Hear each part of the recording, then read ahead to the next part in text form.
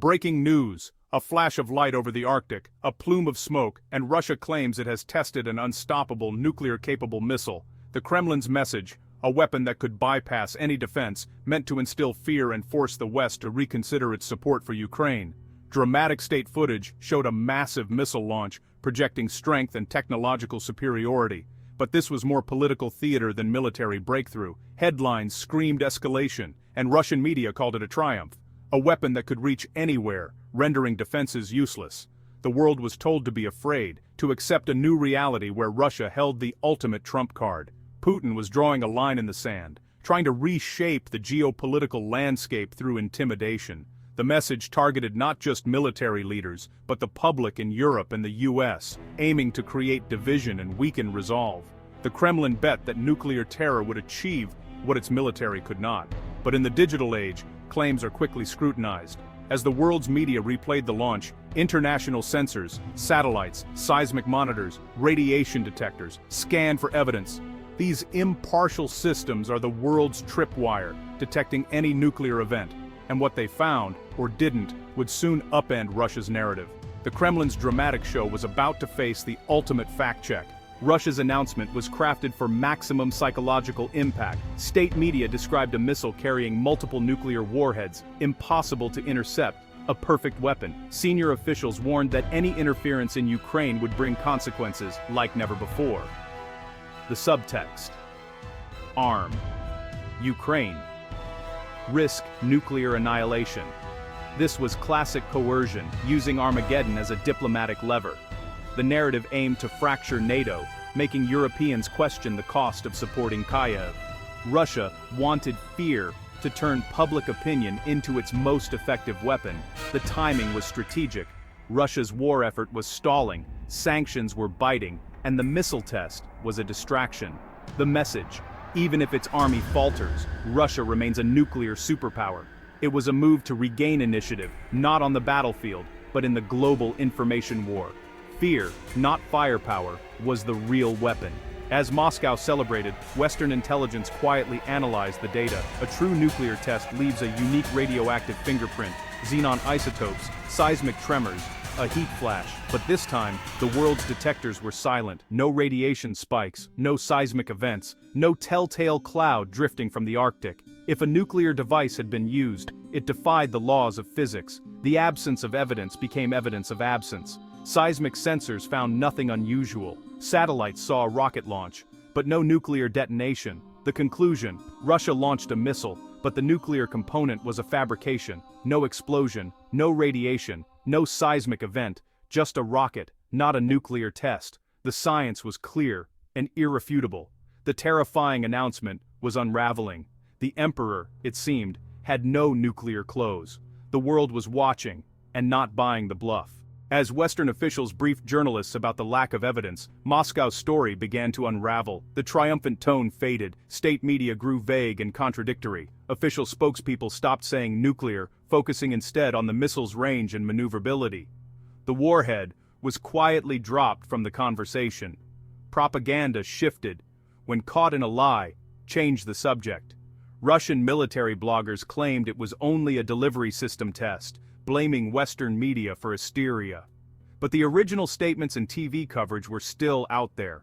The attempt to rewrite history was transparent. The damage to Russia's credibility was immense. The world saw that Moscow's official statements couldn't be trusted. For a regime built on information warfare, this was a major blow. The bluff had been called, and Russia handed its adversaries a propaganda victory.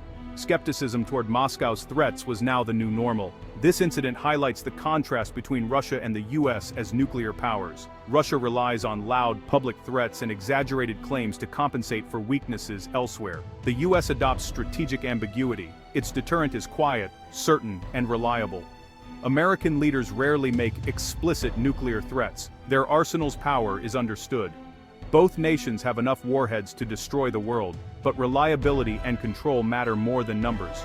The US invests in safety and security. Russia's recent bluff raises questions about its own systems. The American posture promotes stability. Russia's rhetoric creates instability and fear. By normalizing talk of nuclear war, the Kremlin lowers the threshold for its use. A dangerous game. The US treats its arsenal as a last resort. Russia brandishes it as a tool of coercion. This failed test exposed the gap between Russia's words and its actions. The world saw the difference: quiet confidence versus reckless bravado. The lesson: credibility, not volume, is what deters conflict. Russia's bluff only made that clearer.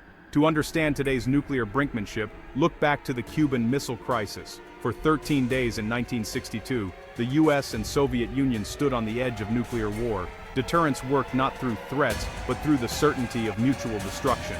Kennedy and Khrushchev knew a nuclear war could not be won and must never be fought. They communicated directly, de-escalating the crisis with facts and back channels. The lesson: responsible nuclear powers don't bluff or gamble with humanity's fate. Clear, verifiable information was key. US spy planes provided undeniable evidence. Today, satellites and sensors exposed Russia's missile bluff, just as spy planes exposed Soviet missiles in Cuba. Facts, not fear, are the most powerful weapon against dangerous narratives. Russia's current strategy twists the lessons of 1962, using nuclear threats as a megaphone, not a deterrent. This is a dangerous departure from the norms that have kept the peace. The failed test shows Russia talks like the old Soviet Union, but lacks the credibility to back it up. The world remembers: real deterrence is built on truth, not bluster. Russia's pattern of empty threats is nothing new. Each red line drawn since the Ukraine invasion, artillery, tanks, strikes inside Russia, has been crossed without the promised escalation. The world is becoming desensitized to the Kremlin's warnings. Russia's nuclear rhetoric is psychological warfare, meant to scare the West into self-deterrence. The failed missile test was another attempt to create a new red line, but it backfired. Instead of looking strong, Russia looked desperate and exposed. For Western policymakers, the lesson is clear. A firm, united response is the best answer to intimidation. Caving to bluffs only encourages more bluffing. The risk isn't zero. Russia remains dangerous, but much of what we see is performance. The failed test was a crack in the facade, revealing a regime reliant on deception. The world saw behind the curtain and found a desperate actor, not an unstoppable superpower. The lesson: distinguish real threats from theatrical ones. Modern warfare is fought with information as much as weapons. Russia has invested heavily in propaganda, state media, social media trolls, and sympathetic voices abroad.